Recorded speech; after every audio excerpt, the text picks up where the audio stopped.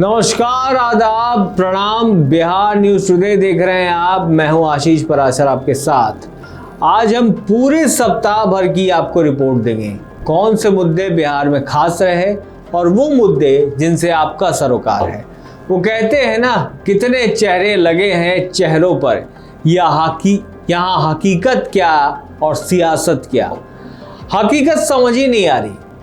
BPSC tree 4 के अभ्यर्थी सड़क पर है, पुलिस की लाठियां खा रहे हैं और दूसरी तरफ शिक्षा मंत्री कह रहे हैं कि छात्र हमारे लिए बहुत महत्वपूर्ण है।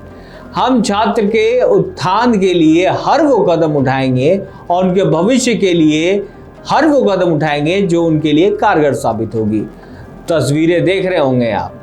हम पूछना चाहते हैं कि जिस कदम की बात आप कर रहे हैं शिक्षा मंत्री जी, क्या यही वो कदम है? क्योंकि बीपीएससी अभ्यर्थी अपने भविष्य को लेकर बहुत चिंतित हैं और आपसे सवाल कर रहे हैं। आपको क्या हो गया कि हम लोग को सेल में बंद किया जा रहा है? कौन है वो अधिकारी?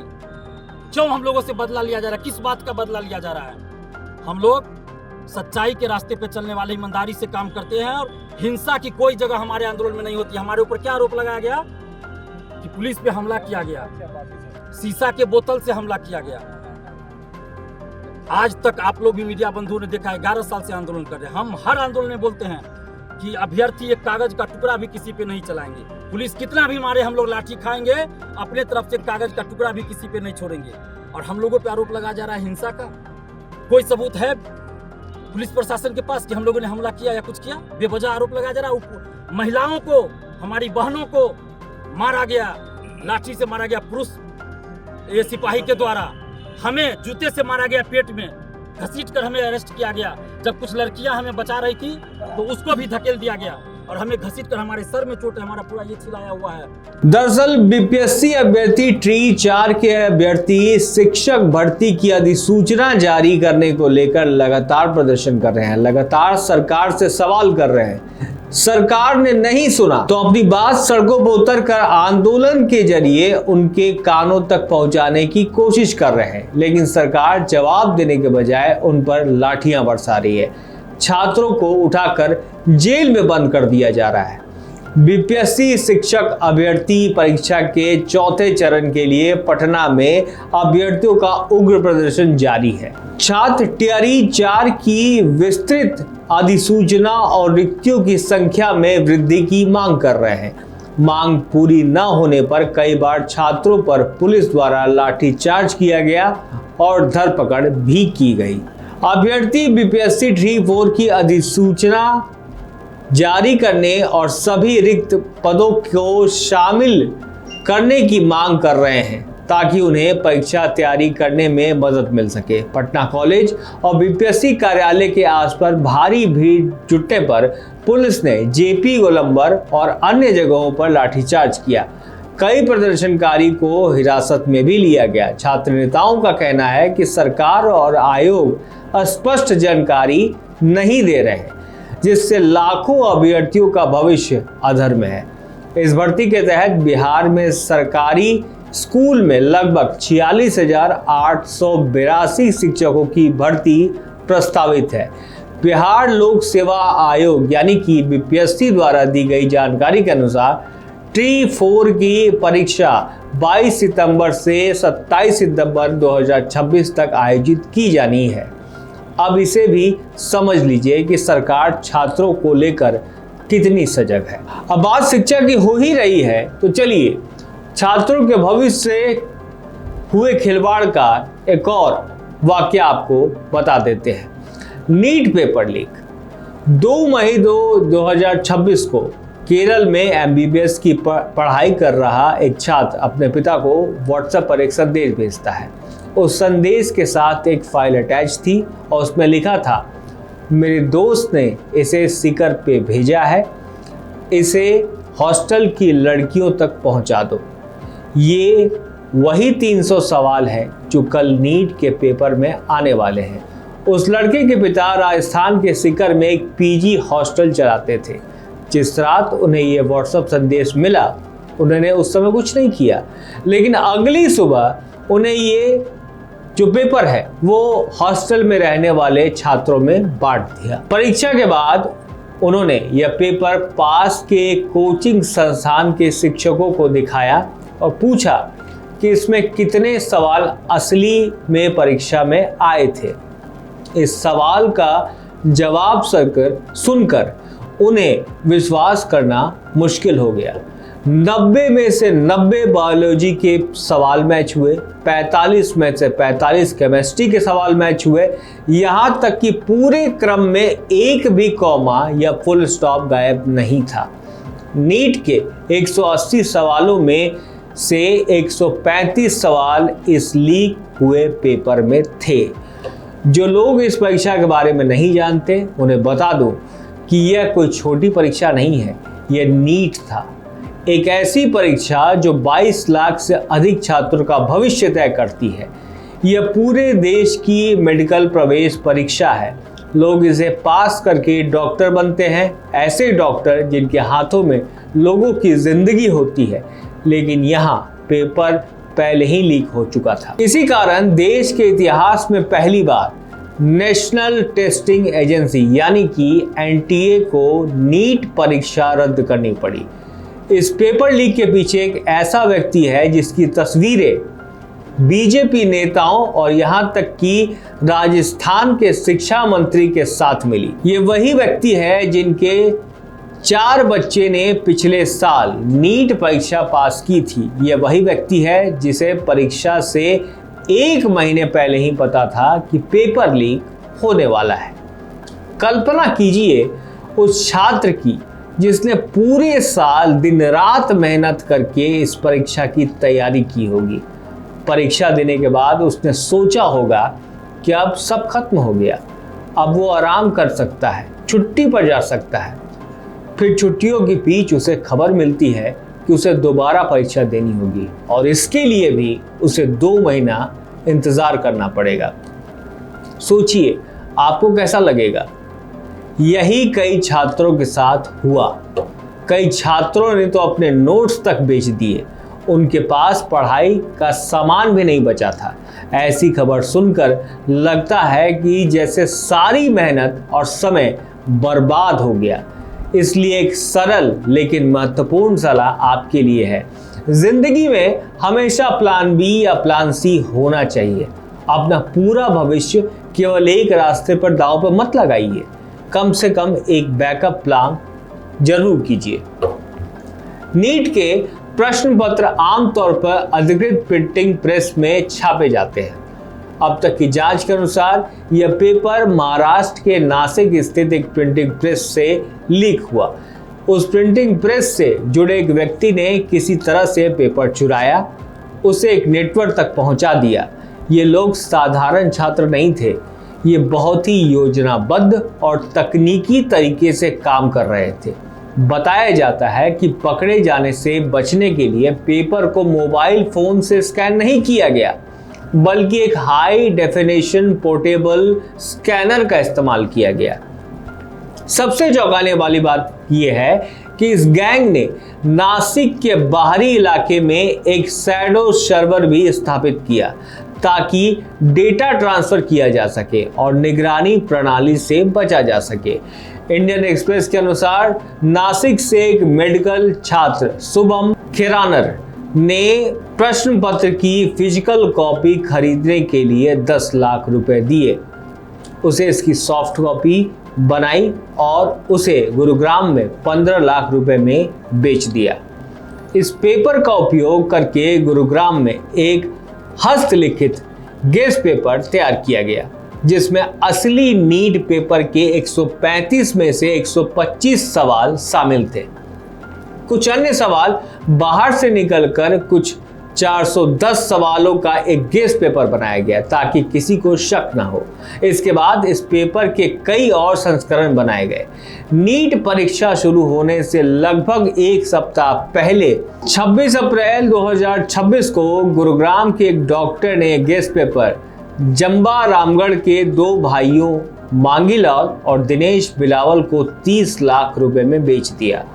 ये दोनों का नाम याद रखिए क्योंकि आगे ये बहुत महत्वपूर्ण होंगे। इनमें से एक ने यह पेपर अपने बेटे को भेजा जो सीकर में नीट की तैयारी कर रहा था। लेकिन कहानी यही नहीं रुकी। 29 अप्रैल तक इन दोनों भाइयों ने यह पेपर अभ्यर्थियों को बेचना शुरू कर दिया। यहीं से यह पेपर लीक का एक MBBS counselling agent Rakesh Kumar Manwaria तक पहुंचा। उसने इसे 5 लाख रुपए में खरीदा। राकेश ने अकेले ही यह पेपर 700 छात्रों में बांटा। उनमें से एक वही केरल वाला MBBS छात्र था। राकेश यह गेस्ट पेपर 30,000 रुपये में बेच रहा था। यही वो व्यक्ति था जिसका मैंने शुरुआत में जिक्र किया था। 2 मई को केरल के छात्र ने सवाल अपने पिता को सीकर में भेजा। जब उसके पिता ने परीक्षा के बाद कोचिंग शिक्षकों के सवालों की पुष्टि करवाई तो 180 में से 135 सवाल मैच हुए। तब तक उसके पिता समझ चुके थे कि यह सिर्फ गेस्ट पेपर नहीं, ये वास्तव में असली पेपर लीक था। सबसे पहले उन्होंने सीकर के उद्योग नगर पुलिस स्टेशन में शिकायत दर्ज कराने की कोशिश की। यही कहानी और भी चौंकाने वाली हो जाती है। पुलिस ने उन्हें अफवाह फैलाने से रोकने को कहा और वहां से भगा दिया। इसके बाद उन्होंने सीधा NTA यानी नेशनल टेस्टिंग एजेंसी से संपर्क किया। NTA ने यह जानकारी सेंट्रल इंटेलिजेंस ब्यूरो को दी और वहां से राजस्थान पुलिस को अलर्ट किया गया। इसके बाद state special operation group SOG ने जांच शुरू की। शुरुआत में SOG को लगा कि एक अलग अलग घटना है, लेकिन जब उन्होंने गेस्ट पेपर की कड़ियां जोड़ी तो उन्हें पता चला कि यह पेपर WhatsApp पर कई बार फॉरवर्ड किया जा चुका था। इसका मतलब था कि पेपर बहुत बड़े स्तर पर फैल चुका था। तब जांच एजेंसियों को एहसास हुआ कि पेपर बड़े पैमाने पर लीक हुआ है। SOG के एडिशनल डायरेक्टर जनरल विशाल बंसल के अनुसार छात्रों के पास यह पेपर परीक्षा से 1 सप्ताह पहले था। कुछ मामले में तो उन्हें 1 महीने पहले ही यह पेपर मिल गया था। सोचिए, 1 महीने तक लीक हुआ पेपर घूमता रहा और सरकार तथा एजेंसियां सोती रही। आखिरकार 12 मई को NTA ने आधिकारिक रूप से नीट रद्द कर दिया और जांच CBI को सौंप दी। इस पूरे मामले का सबसे अजीब हिस्सा बिवाल भाइयों मांगीलाल और दिनेश बिवाल का है। उन्होंने गुरुग्राम के डॉक्टरों से पेपर खरीदे और उन्हें सीकर में कई लोगों को बेचा। इनमें से एक दिनेश बिवाल BJP की युवा शाखा भारतीय जनता युवा मोर्चा का सदस्य है। सोशल मीडिया पर कई होर्डिंग्स की तस्वीरें साझा की गई हैं जिनमें दिनेश बिवाल की तस्वीर है और उन्हें BJP नेता बताया गया है।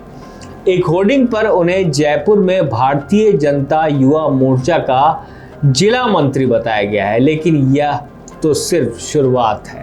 दिनेश की तस्वीर खुद उसके सोशल मीडिया हैंडल पर BJP नेताओं के साथ है, जिनमें राजस्थान के शिक्षा मंत्री मदन दिलावर के साथ तस्वीरें भी शामिल हैं।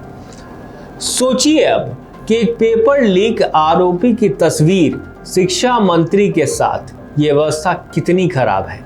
और इस वीडियो में वो राजस्थान चुनाव में BJP उम्मीदवार के लिए वोट मांगता दिखाई भी देता है।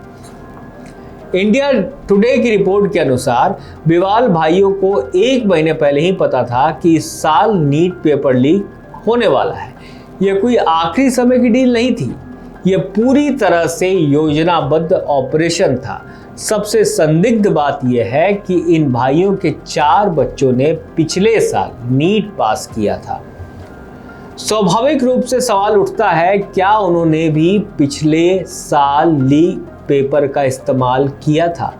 पूरे नेटवर्क को देखें तो एक ऐसा व्यक्ति सामने आता है जो BJP युवा मोर्चा का नेता है, जिसकी तस्वीरें शिक्षा मंत्री के साथ है, जिससे पहले से पता था कि पेपर लीक होगा और जिसके परिवार के 4 बच्चों ने पिछले साल परीक्षा पास की है। क्या यह सिर्फ संयोग है या कुछ और? इन सवाल के जवाब तभी मिलेंगे जब निष्पक्ष जांच होगी। हालांकि ऐसी निष्पक्ष जांच की उम्मीद बहुत कम है, क्योंकि जांच शुरू होने से पहले ही लीपापोती शुरू हो गई है। राजस्थान जांच एजेंसियां कहती हैं कि लीक का केंद्र राजस्थान नहीं बल्कि महाराष्ट्र का नासिक था।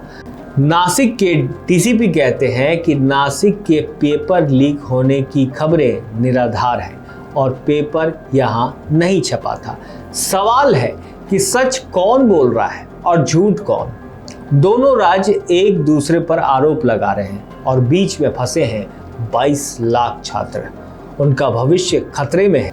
एनटीए के डायरेक्टर जनरल अभिषेक सिंह कहते हैं नीट का कोई पेपर लीक नहीं हुआ। उनके अनुसार एक पीडीएफ घूम रही थी जिसमें कुछ सवाल परीक्षा में आ गए थे। वो मानने को तैयार ही नहीं है कि पूरा पेपर लीक हुआ था। मतलब अगर 180 में से 135 सवाल मैच हो तब भी उनके अनुसार पेपर लीक नहीं माना जाएगा।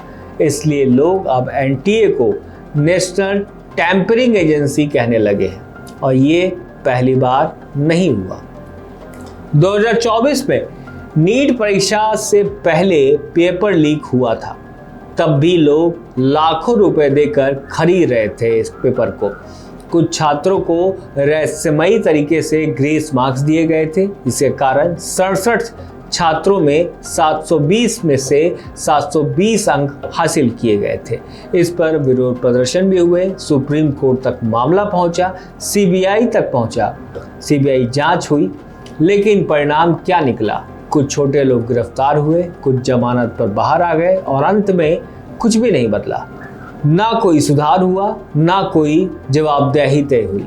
एनटीए को न भंग किया गया और ना ही उसमें सुधार किया गया। पिछले 2 वर्षों में स्थिति और खराब हो गई है। जब शिक्षा मंत्री धर्मेंद्र प्रधान से इस बारे में सवाल पूछा गया तो वे पत्रकारों से बिना जवाब दिए चले गए। अब दोबारा परीक्षा होगी। एनटीए ने कहा कि उम्मीदवारों को दोबारा रजिस्टर नहीं कराना होगा, कोई अतिरिक्त शुल्क भी नहीं लगेगा। लेकिन असली सवाल है कि छात्रों की मानसिक और भावनात्मक पीड़ा की भरपाई कौन करेगा? 22 लाख से अधिक छात्रों ने महीनों तैयारी की। परिवार ने कोचिंग पर लाखों रुपए खर्च किए। बच्चों ने अपनी सामाजिक जिंदगी छोड़ी, नींद छोड़ी और मानसिक स्वास्थ्य की अनदेखी की। और दूसरी ओर कुछ लोगों ने हजारों या लाखों रुपए देकर पूरी व्यवस्था को खरीद लिया। सच्चाई ये है कि जब तक व्यवस्था नहीं बदलेगी और जवाबदेही तय नहीं होगी, तब तक हर 2-3 साल में ये घोटाला दोहराया जाएगा। पेपर लीक होते रहेंगे। अगर आप एक छात्र या अभिभावक हैं और ये सब देखकर खुद को असहाय महसूस कर रहे हैं तो ये सामान्य है। मैं आपको याद दिलाना चाहता हूँ कि परीक्षाएं आपकी पूरी जिंदगी नहीं। इन परीक्षाओं को पास किए बिना भी जीवन को सफल बनाया जा सकता है। लक्ष्य सिर्फ सफल होना नहीं बल्कि सक्षम बनना होना चाहिए। सफलता के पीछे मत भागिए, श्रेष्ठता के पीछे भागिए। सफलता खुद आपके पीछे भागेगी। आज की दुनिया में हजारों करियर विकल्प मौजूद हैं। अच्छी सैलरी, विकास और रोचक काम के साथ data science, UX design, content creation, sports analytics, climate research, बहुत कुछ है। समस्या ये है कि स्कूलों में इन करियरों के बारे में नहीं सिखाया जाता। माता पिता इनके बारे में नहीं जानते और छात्र अक्सर सोचते हैं कि डॉक्टर या इंजीनियर बनना ही केवल विकल्प है। अब ज़रा रुकिए, आप कौन जाति के हैं? ये सवाल हम नहीं, ये सवाल सीएम साहब का है और खास करके नेता प्रतिपक्ष का। क्योंकि आपकी जाति तो छोड़िए, यहाँ अपराधियों की जाति पूछी जा रही है। अपराधियों की जाति पर सियासत हो रही है। आज बिहार में अपराधियों पर कार्रवाई तेज हुई तो सवाल ये नहीं कि अपराध कम होंगे या नहीं, सवाल ये खड़ा कर दिया गया कि अपराधियों की जाति कौन सी है। पटना के गायघाट गंगा घाट में गोलियों की तड़तड़ाहट गूंजी। एनकाउंटर हुआ। कुख्यात अपराधी राजीव राय उर्फ सूरज घायल हुआ, लेकिन अब बहस अपराध पर नहीं बल्कि जाति पर हो रही है। मनेर से आरजेडी विधायक भाई वीरेंद्र का आरोप है कि सरकार एक ही जाति को टारगेट कर रही है, तो वहीं एनडीए का पलटवार है। ये वही लोग हैं जो आज भी जाति से ऊपर नहीं उठ पाए हैं। सवाल बड़ा है, क्या अब अपराधियों की पहचान उनके जुर्म से नहीं बल्कि उनकी जाति से होगी? अपराध मुक्त बिहार की बात करेंगे, लेकिन पहले अपराधियों की जात पूछेंगे। क्या कानून अंधा होता है या अब उसकी भी जाति का चश्मा होगा? पटना का गायघाट गंगा घाट का इलाका बुधवार को गोलियों की तड़तड़ाहट से गूंज उठा और जब गोली चलनी बंद हुई तो जमीन पर पड़ा हुआ था कुख्यात अपराधी राजीव राय उर्फ सूरज नाव चलाने वालों से रंगदारी मांगने आया था, लेकिन पुलिस के साथ एनकाउंटर के दौरान पैर में गोली लगी और वो सीधे एनएमसीएच के बेड पर पहुंच गया। पुलिस पर बार बार आरोप लगता है कि वो अपराधियों पर कार्रवाई नहीं करती, लेकिन जब कार्रवाई तेज हुई तो साथ ही में तेज हो गई एक दूसरे की तरफ सियासत और जाति के आधार पर यहाँ संरक्षण दिए जाते हैं। मनेर से आरजेडी के विधायक भाई वीरेंद्र ने सरकार पर एक ही जाति के लोगों को टारगेट का कार्रवाई करने का आरोप लगाया है। हर जाति में अपराधी, तो केवल एक जाति के अपराधी को ही क्यों गोली मारी जा रही है, ये पूछना चाहते हैं सरकार से। भाई वीरेंद्र के आरोप पर एनडीए नेताओं के तुरंत पलटवार किया गया और कहा मुद्दा विहीन विपक्ष कुछ भी बोलता है, कुछ भी आरोप लगाएगा ही, बौखलाहट में कुछ भी बोल रहे हैं। जेडीयू के श्याम रजक ने कहा कि जिन लोगों ने जिंदगी भर जाति की राजनीति की हो वो आज भी उससे ऊपर नहीं उठ पा रहे। जाति की बात लोग करते हैं तो जाति से आज तक उभर नहीं पाए, इसलिए वो सबसे नीचे है। सवाल है कि अपराधियों की जात पर ये कैसी राजनीति है? आज हम आपसे भी सवाल पूछना चाहते हैं। पहला सवाल आपसे यही है कि अपराधियों की जात पर कैसी राजनीति? सवाल दूसरा ये है कि जाति पूछकर एनकाउंटर कर रही है पुलिस। सवाल अगर तीसरा हम आपसे पूछना चाहें तो सवाल ये है कि अपराध में जातिवाद वाली सियासत क्यों? सवाल चौथा ये है कि टारगेट करके किसी खास जाति के अपराधी को निशाना बनाया जा रहा है। सवाल नंबर 5, विपक्ष पार्टियों के आरोपों में कितना दम है? और इन सवालों के साथ अब भी बहस वही है उसी पर कि आखिर जुर्म बड़ा होता है या जात बड़ी होती है? जाति को देखकर कार्रवाई करनी चाहिए या जुर्म को देखकर कार्रवाई करनी चाहिए? अब बात सियासत की हो रही है तो हमारे माननीय प्रधानमंत्री नरेंद्र मोदी जी कैसे बच सकते हैं? क्योंकि आपको याद होगा पीएम मोदी ने पूरे देश से अपील की थी कि तेल की खपत कम कीजिए, विदेश जाना छोड़ दीजिए, वर्क फ्रॉम होम कीजिए। लेकिन पीएम मोदी जी से सवाल है कि आप इतने विदेश दौरे क्यों कर रहे हैं? और हमने अपने वीडियो के माध्यम से पीएम मोदी से एक सवाल किया था। बताइए ना सरकार, क्या गलत सवाल है ये? अगर आपका काम अब 3 गाड़ियों से चल रहा है तो 12 सालों से 15 से 20 गाड़ियों का काफिला लेकर क्यों घूम रहे थे? चलिए छोड़िए, पीएम मोदी को छोड़ ही देते हैं, वो तो बहुत बड़ी चीज है। आप बिहार के मंत्री को ही ले लीजिए। ये है शैलेश कुमार उर्फ बुलू मंडल, बिहार सरकार के ऊर्जा मंत्री हैं। ये देखिए कितनी ऊर्जा है इनमें। पहले तस्वीरें देखिए, आप देख रहे हैं कि कैसे नाव पर अपनी गाड़ियों का काफिला सवार करवा रहे हैं और ये दिखाने की कोशिश कर रहे हैं कि हम पेट्रोल और डीजल की बचत कर रहे हैं। एक बात बताइए ना मंत्री जी, जहां आपका ये गाड़ियों काफिला उतरेगा वहां तो आप अपनी गाड़ियों को सड़क पर दौड़ाएंगे, क्या उसमें तेल की खपत नहीं होगी? तो फिर ये दिखावा क्यों और किस लिए? क्या बिहार की जनता को आप बेवकूफ समझते हैं? शायद समझते ही होंगे, क्योंकि इसीलिए बिहार सरकार के एक और मंत्री संजय सिंह का कारनामा भी जान लीजिए। साहेब दिखावे के लिए यात्रा के लिए निकले तो ट्रेन से, लेकिन पीछे से अपनी लंबी चौड़ी गाड़ियों का काफिला सड़क के माध्यम से भेज देते हैं। वाह भाई वाह, क्या खूब कहा है किसी ने, चोरी के लिए भी अकल चाहिए। लेकिन बिहार सरकार के मंत्री हम जनता को बेवकूफ़ समझते हैं, और ऐसा वैसा बेवकूफ़ नहीं, क्योंकि पीएम मोदी ने तो कह दिया है कि तेल की खपत कम करें, विदेश दौरे न करें और खुद विदेश में बैठ कर मेलोनी को मेलोडी खिला रहे हैं। सरकार, देश में भुखमरी फैली हुई है और आप मेलोडी पर ही अटके पड़े हैं। बाहर निकलिए और देश की हालात पर गौर कीजिए। फिलहाल इस रिपोर्ट में इतना ही। अगर हमारी इस वीकली रिपोर्ट पर आपको कुछ सुझाव देना है तो कमेंट बॉक्स खुला हुआ है, अपने सुझाव जरूर दें। अगर आप किसी जिले या क्षेत्र से जुड़ी समस्या को लेकर हमारे माध्यम से अपनी आवाज़ उठाना चाहते हैं तो हमें कमेंट में अपनी समस्या जरूर बताएं। बाकी आपको वीडियो अच्छी लगी तो वीडियो को लाइक कीजिए, शेयर कीजिए, चैनल को सब्सक्राइब कीजिए, और वीडियो अगर फेसबुक पर देख रहे हैं तो पेज को जरूर लाइक कीजिएगा। आपका बहुत बहुत शुक्रिया।